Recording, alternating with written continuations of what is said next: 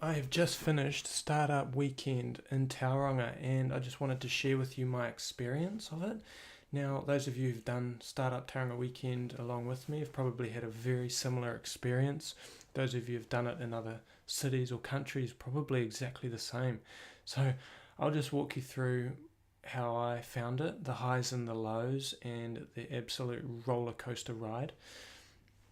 I guess it all started with filling out the form on the website to buy the ticket, and I'd spent 10 minutes crafting a perfect tagline. That it said that it would be on your ID card. And so I thought, which angle do I take? Do I say take the serious angle and explain, all the successes and achievements I've had, or my qualifications, or do I go a bit more cash? And so when I ended up going, so on the Friday night, when I used it as a conversation starter, because everyone's standing around like spare pricks at a wedding and kind of awkwardness, and so I'd ask dudes and chicks and say, oh, so what were you going to say on your tagline? What did you say? Because it's not on our taglines, is it? Well, disappointed. Oh, what were you going to say? And man, the responses I got were pretty interesting. So some people say, oh, I hate bad breath, I hate body odor, and I hate pigeons, right through to, oh, you've got to treat that as an opportunity to really boast about your qualifications. So I'm a Nobel Peace Prize winner, and I've got a space engineering diploma in aeronautics, 5 years as a professor in the industry. So some guys honestly said that they were going to use that as that's what they'd written, and whereas me, all I ended up writing was, I've never had a real job.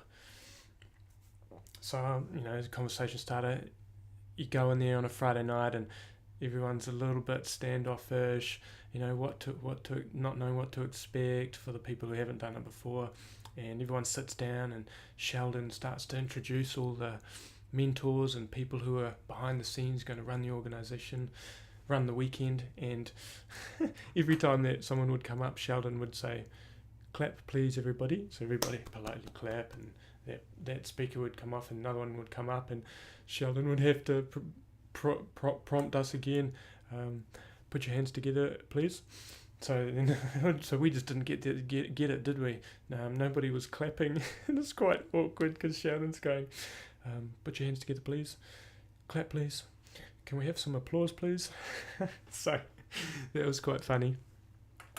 And then when all the pitches happen, then it was really hard for me personally to choose which pitch am I going to go for, because a lot of them were really interesting, and the more choice you have, obviously, the harder it becomes, and you just can't decide. So I would go up to Sheldon, I just can't decide which one to go for. So, Ben, which ones are you interested in? Well, I'm really interested in the food prints one. I'm really interested in my personal health and eating really clean eating, and we go to the farmers market, and I really like that side. But then on the other side, the cruise ships, it's instantly commercially viable. Really pumped up. I'm just going for it. And what do I do, Sheldon? Okay. Yeah, well, good luck with that. So thanks, Sheldon. Boom, gone. Ended up going with the cruise ship idea, and really pumped up. Saturday morning, we decided, look, let's just straight in there. Let's go down the main street of the mount, start quizzing the public, the shopkeepers, and just start to get a real feel for the market. So Saturday morning, boom, we're into it. Really high, pumped up, motivated. So that's at 9 a.m, right? By 11 a.m, boom, I was at the depths of despair. I'd gone down the main street of Mount Maunganui asking every shopkeeper about our idea of serving cruise ship passengers and giving offers to them for the shopkeepers, all the shops and brands. Not one of them thought it was a good idea. It was a no after no after no. And so by 11 a.m, me doing that by myself solo, I was just thinking, this is not what I signed up for. People telling me no after no after no, rejection, and this is not fun. And what really topped it off was when I was bailed up by by some old lady who owns some souvenir shop, and she was the first person that said yes to me, which got alarm bells ringing, and she was kind of hitting on me, I think, because she started asking me questions about where I lived, and I said, how long have you lived in Tauranga for? And I think it's just a fabulous idea, and you should definitely come in again on Monday, and I'd be happy to talk through this with you again. Would you like me to give me my number? So I was like, man, I am out of here. Back to HQ by 12 o'clock, so at the lowest of the low in only 3-4 hours, and the other guys in the group had the other two guys the same experience. This is not really happening. Then they'd found too online that there's a company already doing exactly what we were wanting to do, so that sucked. So we discussed whether we disband and see if we can join another group. We got Nick Churchhouse coming in, and but you guys, can you spin off and pivot and take the best out of it and try and just change slightly, but we had already checked out. So that was at about 1 o'clock. 2 p.m. Stacey was on another team. She wasn't enjoying it on the other team. She asked if she could join our team who was demoralised. And so sure, jump on. And she sparked us into action. We started riffing on ideas, as Nick would say, and we just started brainstorming new ideas. And let's put any idea up, and we'll just put it on those sticky notes. Just chuck them up there. So we had some pretty standard ideas like, let's get loyalty card apps, combine loyalty cards and put them all together on one app. It'd be great. What else do we have? Location-aware GPS devices attached to children who are at kindy who don't have a smartphone.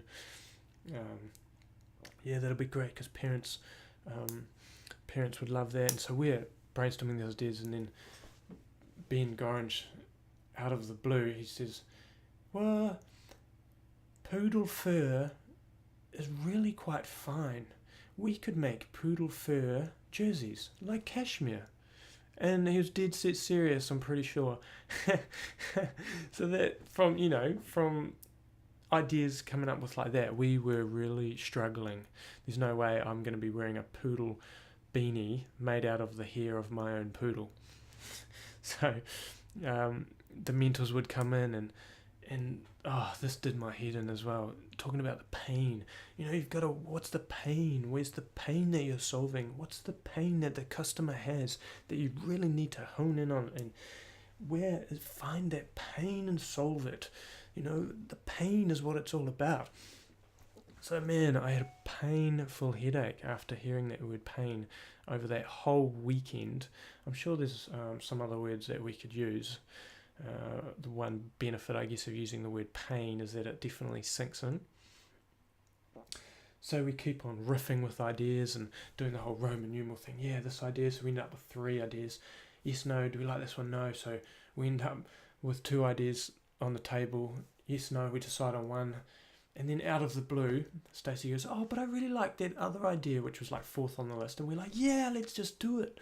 So we ended up going with that. What started out being 5th on the list was what we ended up doing. It was to do with wills and will to live. Will to live is an awesome idea. High fives, boom. We are on fire. Awesome. And so for 2 hours we're brainstorming and planning, and where's the pain that we're solving, and let's really hone in on our target customer validation. Let's get it. And then about 2 hours after that, so we're pumped up, and then boom, depths of despair again. There's another company that started up in February, only about 8 months earlier, that is called Will to Live. .co.nz, and they're doing exactly what we're wanting to do. So man, damn it, this sucks far out. Got to change again. We've got to pivot. And then one of the mentors comes in. It might have been Sam. Look, guys, don't worry. There's another team. They're pivoting right now.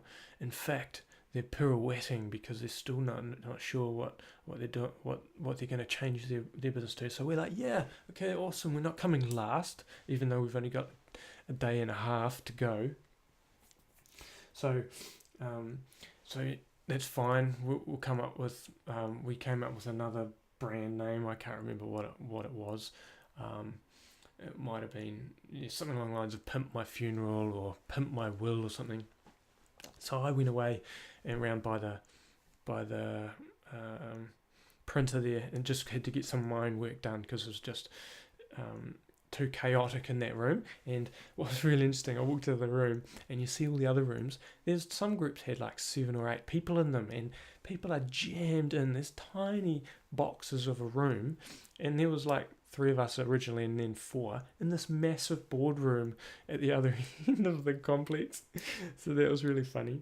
And me doing work, just hearing the pockets of conversations going on, like right behind me, it might have been Team Awesome. You guys will know who you are, but right by the printer there, and I hear this conversation. Gosh, it feels like I'm hungover, and I haven't even drunk any alcohol last night. And then someone else pipes up, yeah, maybe a hangover. Most of it is about being really tired, and it's nothing to do with alcohol at all. Yeah, you know? So there's that conversation going on simultaneously. To my left, some guys talking to a lady about IP protection, and you really need to consider intellectual property, because that's, if you look at businesses like Dyson really focus on the IP protection is their business. It's not about the products or the services, it's about the IP protection. The bigger your portfolio can be, the more leverage you have, and the bigger your business is, and it can cost up to $100,000 for IP protection, and you want to classify it in all these countries, and the trademark process, the IP process, and however, probably this went off half an hour. You probably shouldn't really be taking my advice, however, because I'm not legally an IP patent attorney. So he's just wasted 30 minutes of her time dishing out advice when he's not qualified to do so. And then over the far corner, some teams having a pitch, and then Alan Foggett, you can hear him piping up, but you're not solving the pain. Where's the pain? I'm not hearing the pain. So that's going on over there. Oh, interesting, talking about Alan Foggett. He every time he would talk about time, he's got his big iPad with the clock counting down. He was like the Time Lord. That ad on Sky with that wizard, and he thinks he can control the time, and he's walking around with that big hourglass. That's what I thought of every time that Alan would be harping on about time and being precious about time, and that that you can control time. So every time he would talk about it, I'd be thinking that he's in control of time, and if time's up, boom. So we had on our team, Richard if Alan was the Time Lord, then the biggest disciple would have been Richard on our team. So he was timing everything. Boom, start the clock, and then this buzzer would go off, and he would leave the buzzer going until we'd stopped and moved on to the next one. Come on, Richard, give us a little bit more time. We haven't finished yet. No, the buzzer is gone. We have to move on. And of course, Alan's in the corner there, observing. Interesting, writing Richard's name down. Sure enough, the next get-together, hands out a crisp $100 note, hands it to Richard. I'm sure Richard knew what was going on. Just that whole weekend, just the business plan and the business model was always slightly changing. It was never in one fixed point. Do we make it free? Do we make this paid for and this aspect free? Do we target this customer or this segment of this customer? How niche do we go? So it was never a fixed point. And so I was getting seasick, all this toing and froing, and all these mentors strolling in and giving advice and going, yeah, have you thought about this aspect or that aspect, or maybe you target over here and not so much what you're doing here.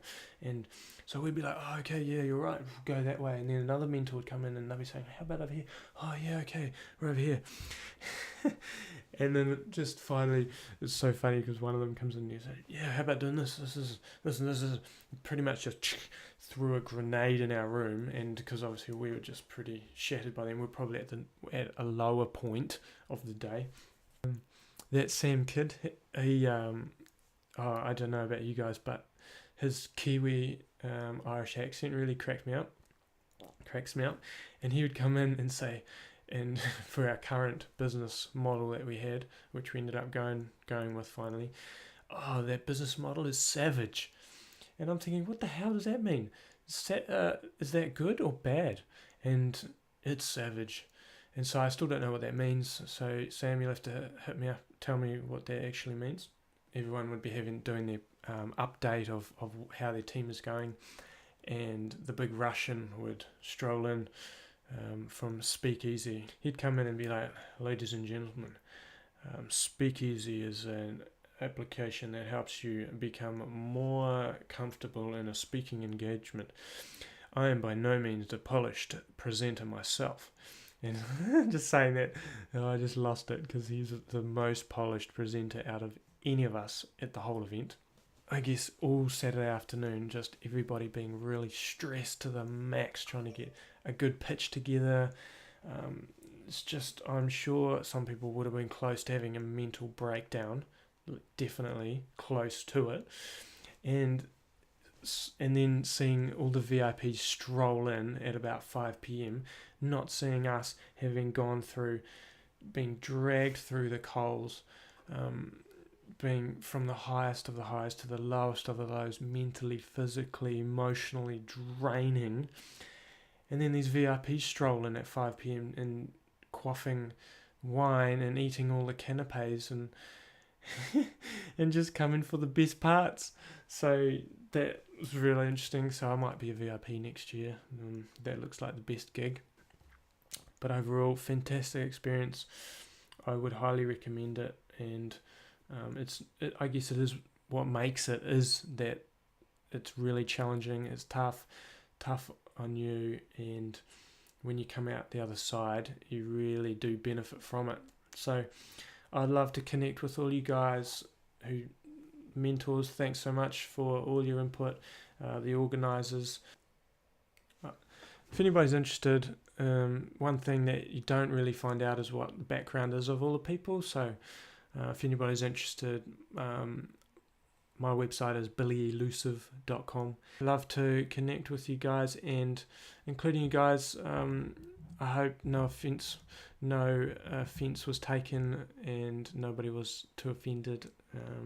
All said in jest. Had a great time. Thanks guys.